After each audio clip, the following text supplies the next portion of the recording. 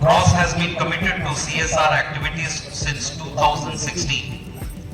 In earlier years, our CSR activities were provided to other states and outside the state of Jharkhand.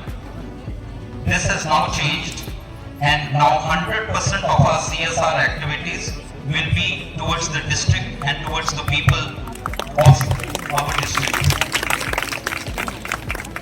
The CSR activities will be a big boom to social work, which will contribute to social environment and economic development for the country. And what our Minister Saab was saying, it was very heartening to know.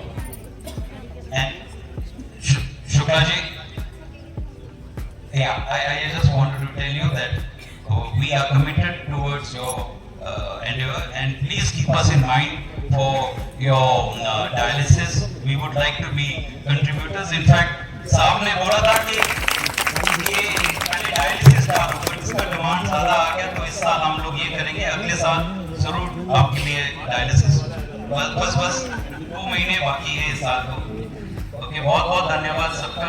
Thank you so much for coming.